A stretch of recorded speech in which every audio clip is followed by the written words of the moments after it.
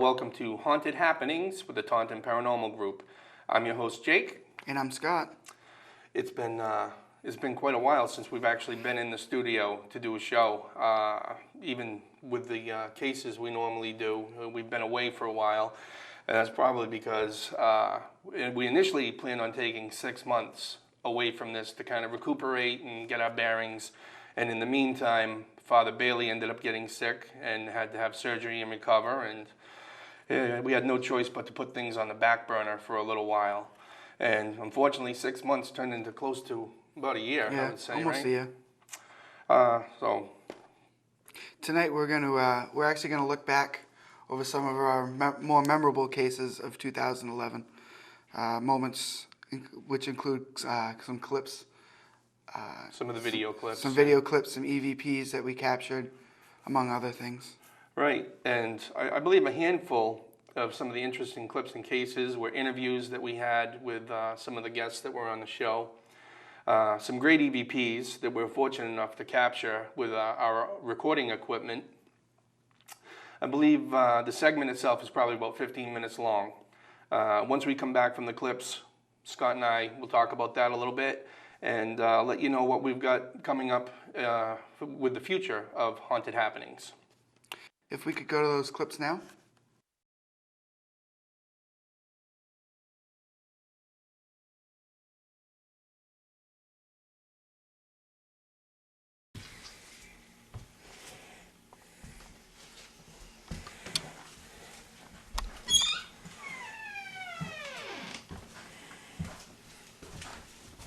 Why are you running? You scared of us?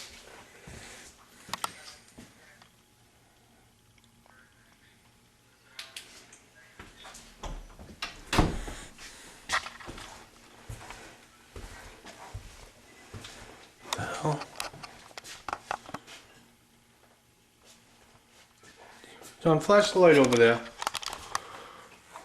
This thing keeps going blurry, but I could swear that chandelier's moving. This is. You didn't hit it. I didn't touch it. Oh. Yeah, the chandelier's moving. I got an orb next to it. You got an orb? Yeah, there's an orb, and it's out there now.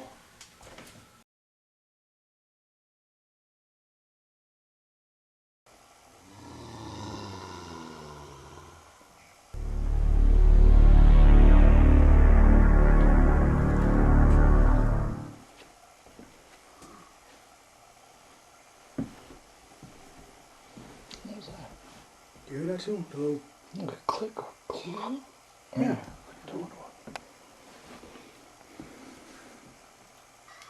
Sound like someone breathing, like. Yeah. Because the clicks are me walking over here. Go base.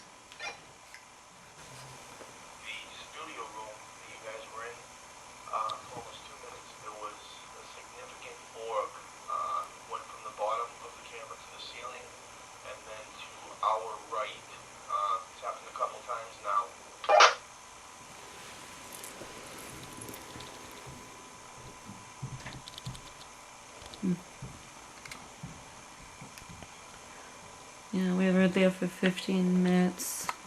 Nothing to the naked eye. No noises, no nothing. We're in the library right now.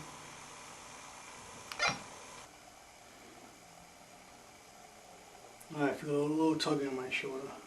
A little cobweb. I felt like my shoulder's being tugged. There's no spider webs here. Oh. I want to do the same thing again, just in case my sleeve wasn't moving. Mm-hmm. Oh. You alright? My eyes are burning.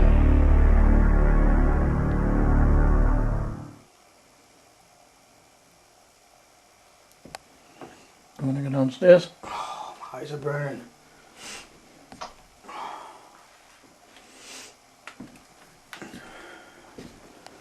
You alright? You wanna sit down? Let's get out because I think he wants us to leave. Good. No, we're heading back down. I think whoever's in here wants us to leave. My eyes are burning and I can't keep my eyes open. This one's pretty self-explanatory. It's a disembodied voice, and it's a moan. We'll play it for you now.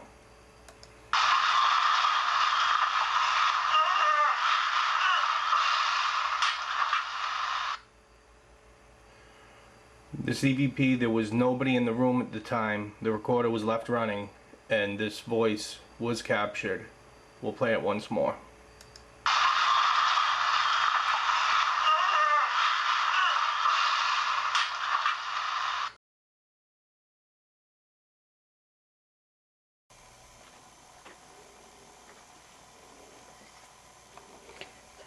It's very heavy down here.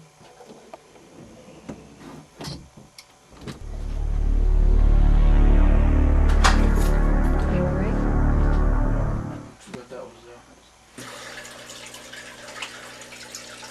Yeah, that's not eerie at all, is it? I'll tell you what. His eyes. I don't know if they blink or not. I guess not. I was gonna say, move the doll's head.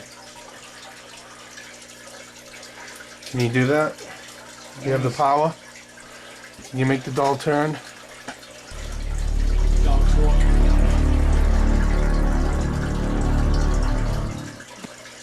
That is just too airy. I'm sorry. I couldn't sleep in a room with that thing. I'm sorry. I guess we'll head downstairs. There's people having a party outside or something, so we're getting all sorts of background noise. So I guess we'll head down and see what we can do down there. Are there recorders downstairs? I believe so.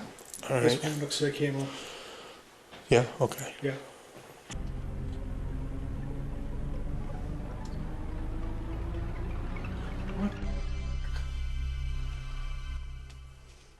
That looks like it's got horns. Yeah, that's got a head, and that's like the Pardon my language. That dark shadow with head. my flashlight is dead. Yeah, see?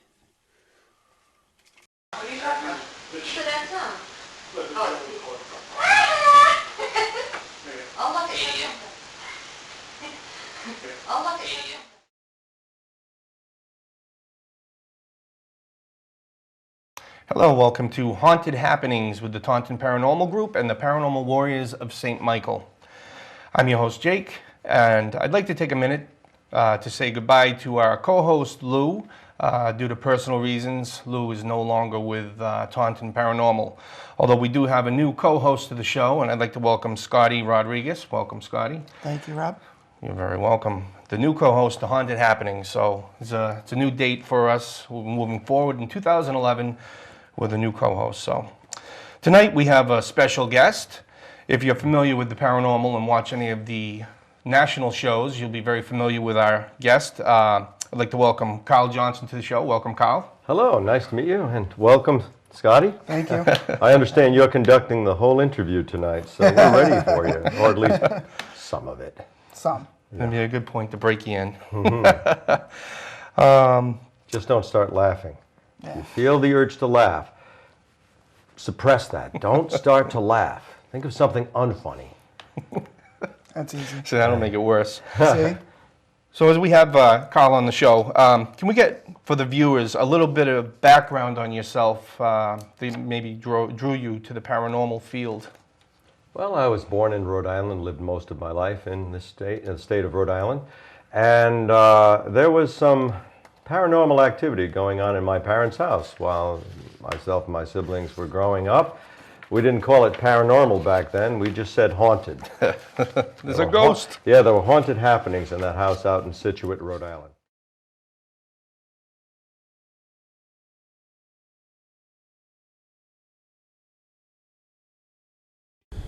Hello, welcome to another episode of Haunted Happenings with the Taunton Paranormal Group and the Paranormal Warriors of St. Michael.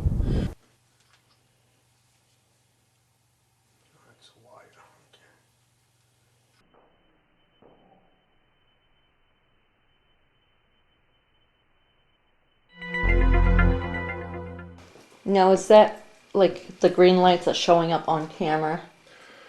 Well, the camera really should not be on night vision for that. Oh, really? Yeah, I've got another one I was going to put on a tripod just to face from here over.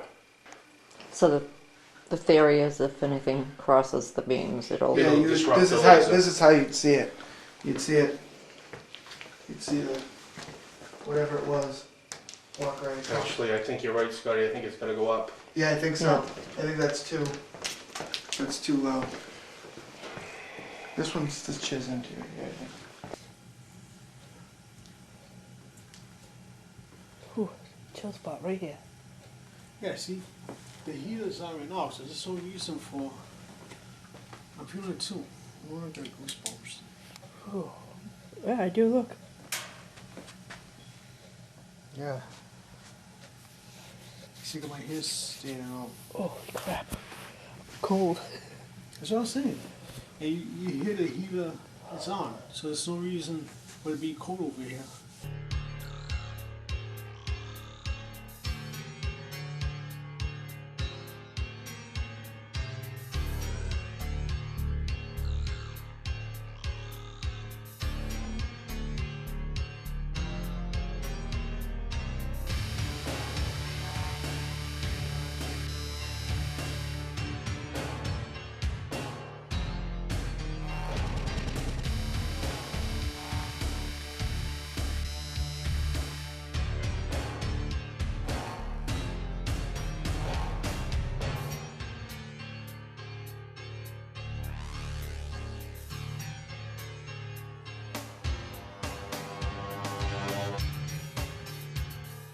That would probably make more sense to it, so go. That wasn't what I heard before. You hear that? What? I just heard it twice. Okay. Shauna, that would probably make more sense to it, so go. That wasn't what I heard before. You hear that? What? I just heard it twice. Okay. I won't pray about reason.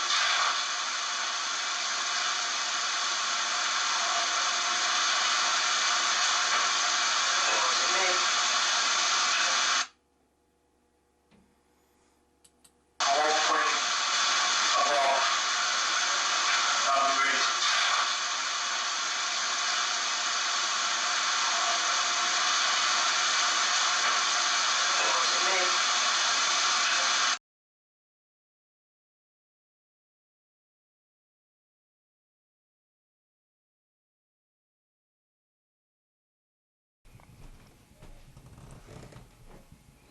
Here we go. Well, that was odd. Like she was waiting. That's what she did to me. What's the matter? And then she goes back up to that hall. Like, it's over there. See? Like she wants you to follow. Or he.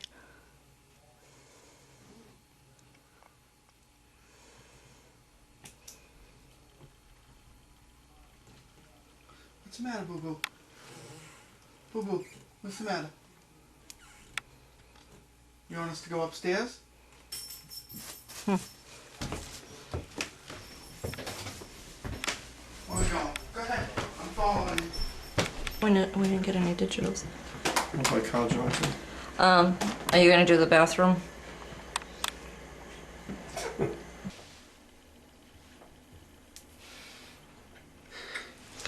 That's Jake on the throne.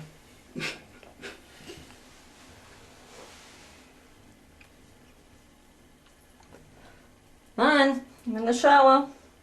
Why is she so afraid?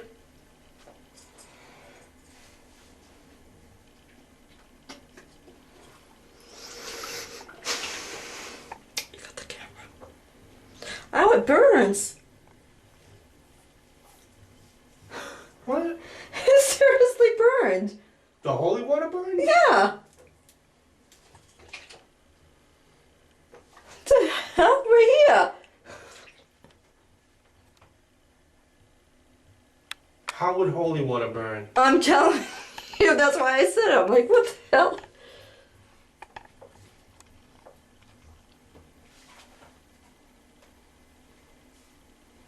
I don't know. Unless you're a demon.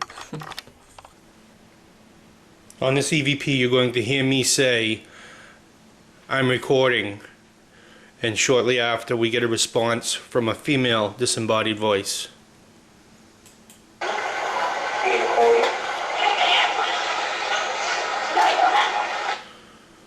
We believe the voice be saying, here I am, then a pause, and then I know that. We'll play it once more.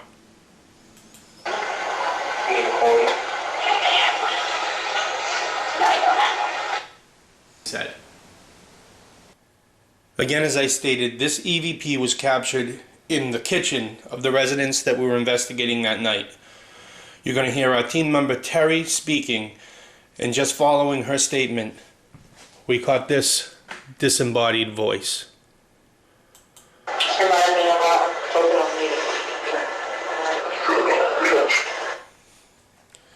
As you can hear, it's very low, gurgly.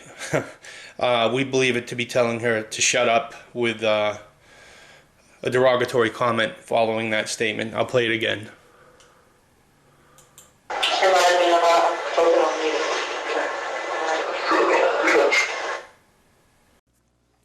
And we are back from that segment. Now, there was definitely some interesting cases that we had done over the course of 2011. Also some very interesting EVPs, and some of them that when I put it together, I'd actually kind of forgotten about after we'd done so many cases. Some of them tend to just blend together, and you actually forget about some of the stuff you've had to deal with, you know. Yeah. It was interesting, too, on some of them. The first one was actually the Horde case that we put on there, which in turn was probably one of the last cases that we ended up doing. But it was very interesting because they were very eager to get somebody out there, and apparently, I guess they had TAP's home team there first. Yeah. And they had told TAP's us, home team there about 6 months prior to the fact that we were out there. and I believe they came back to them with a handful of EVPs from the basement, which was interesting because while we were there, I think that's the only place that we caught EVPs. I think we may have had 3 or 4 from our investigation. But the crazy thing was the chandelier. On the first floor, as you walked in, there was a room that they were, I think they were working on. Yeah, they were so there was renovating some remodeling going on. So it kind of coincided with the fact that maybe something wasn't happy that the remodeling was going on. And the chandelier, it wasn't like somebody bumped it. This thing was in a full swing back and forth. So that was very interesting, and we're actually going to be setting up a liberation and heading back to that case in was it West Greenwich, I believe. Yes.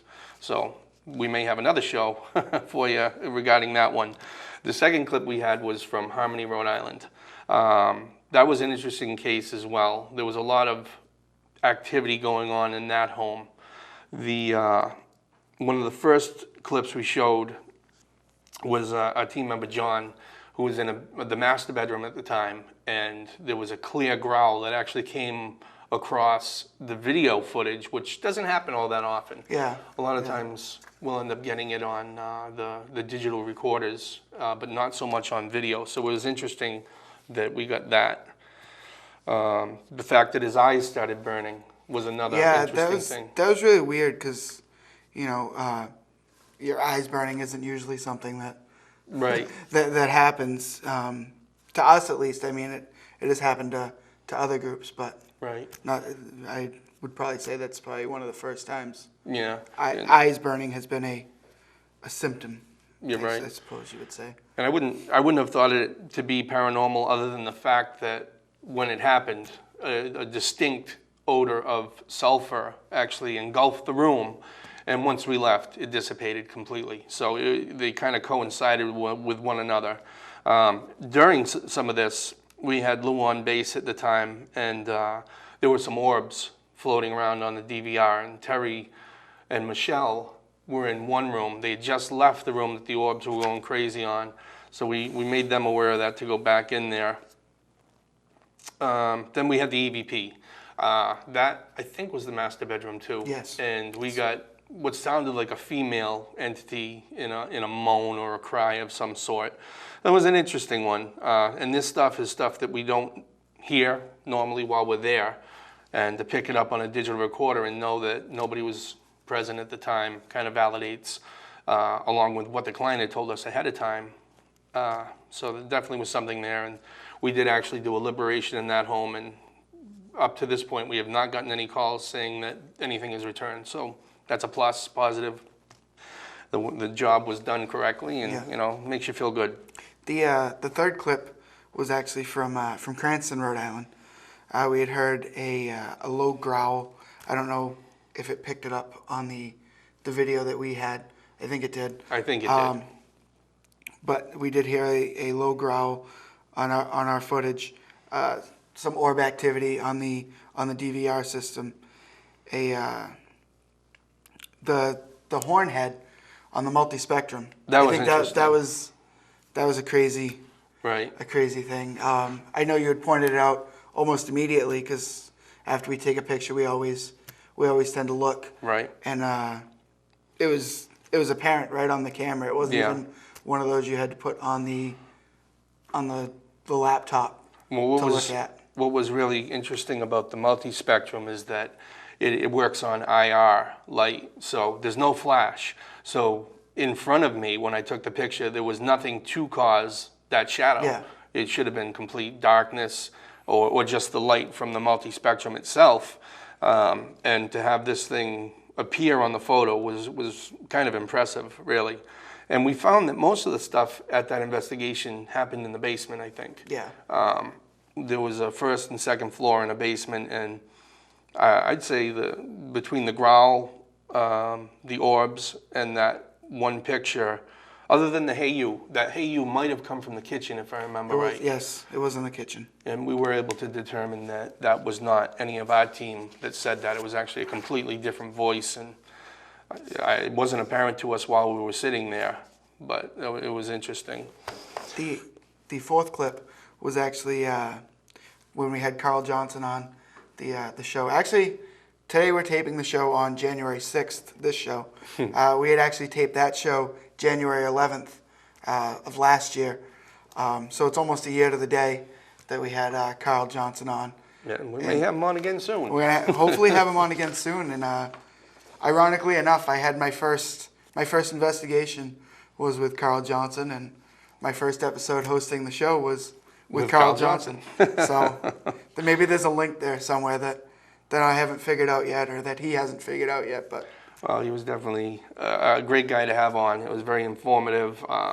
Always pleasant, always a pleasure to have Carl on with us. So we look forward to maybe having him on in another week or two, depending on his availability. The clip after that, it was a local case in Taunton.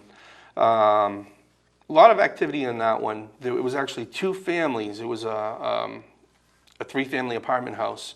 Unfortunately, the third floor, if I remember correctly, unless there was an oppression going on, the woman that lived there was very, very negative and would not allow us in, although she had said we could go in. But the night we came, which isn't uncommon, she wouldn't even open the door for us.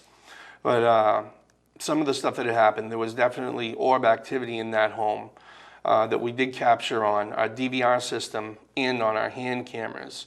One in particular was in the basement while John was taking some photos, and I think I illuminated around it when it came up and slowed it down a bit. And then I believe that was the first night we tried out the laser grid that we bought. it was interesting to just to try it out, see how get an idea of how it works. Right. I know you and Father Bob had gone down to a convention in New Jersey. Right. With New Jersey Pro. Yep, NJ Pro. And They they gave us actually some- used the grid. Yes, they did. And turned you onto the grid. Right. And They had some really good ideas as far as how to use different items when dealing with some of the cases. A lot of people go out and buy these expensive IR lights, and they turned us on to the $4 black lights, which throw off IR. So I mean, for $4 per bulb, as opposed to spending $50 for one that just kind of isolates an area, this thing lights up an entire room. So I mean, some really good ideas, and it was nice of them to share that with us, like as we're sharing with you now. Yeah.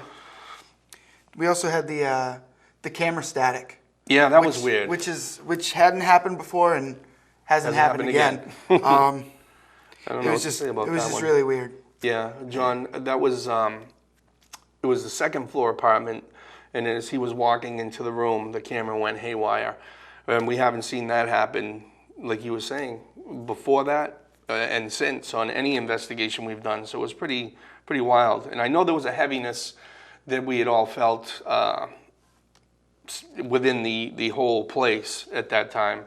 And we did end up going back, you and I, and we did a layman's deliverance there.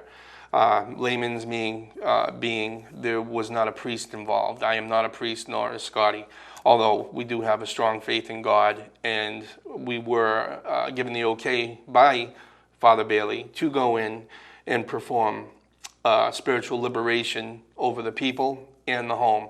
And I still stay in contact with a couple of them that live there. Things are still very good for them. They have since moved out, but nothing has followed them, and they're very grateful. You know, some really, really nice people that we had the good fortune to help out. From there, I think it's still the same case. We had some good EVPs. I can't even read my own writing. One was saying death, which was pretty significant. And then we had the Rhode Island case that was really interesting. We actually had something respond to our team member Terry and tell her to shut up, bitch. That was probably one of the more formidable ones that we've had. And truthfully, at this point, we're actually running short on time, so we're gonna have to wrap it up. We'd like to tell you that we've got some good cases lined up. We've got some good guests, and you can roll off the guests if you like. Well, as of right now, we're hopefully planning on having Carl Johnson on back this year, as we said. Brian Hanwa from the Ghost Hunters. Dustin Perry, also from Ghost Hunters, and James Anito. That's just to name a few. We'll also have our regular cases that we have. You know, those would just be in studio guests. Right. So I guess with that, that's going to wrap up another episode of Haunted Happenings. So we look forward to seeing you in the future and hope you enjoy the shows and cases we have coming up. And with that, don't forget to look under your beds and in your closets before you go to sleep, because you never know who or what might be in there with you. Until next time, I'm your host, Jake. And I'm Scott. Good night.